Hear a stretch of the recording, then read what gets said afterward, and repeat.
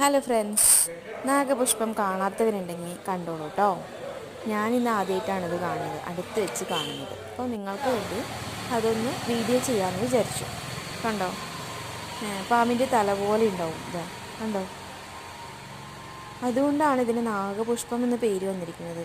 അതിൻ്റെ ഈ അടിഭാഗത്തില്ലേ കുഞ്ഞു കുഞ്ഞു കുഞ്ഞു വെള്ള ഒരു സാധനം, രസമുണ്ട്. തൊട്ട് കഴിഞ്ഞാൽ സോഫ്റ്റ് ആയിട്ടിരിക്കുന്നുണ്ട്. ഒരു ഹോളൊക്കെ ഉണ്ട്, ഇതാണ്ടോ ഇടയിൽ.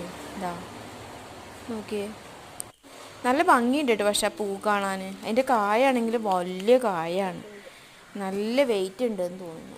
പറിച്ചൊന്നുമില്ല, അതിൻ്റെ കായും പൂവൊക്കെ കാണിച്ചു. ഞാൻ ഇതിന് മരത്തിൻ്റെ വീഡിയോ ഇട്ടിട്ടുണ്ടായിരുന്നു നേരത്തെ, നാഗപുഷ്പത്തിൻ്റെ. ഇത് എന്ത് മരമാണ്, എന്ത് കായാണെന്നൊക്കെ ചോദിച്ചിട്ട്.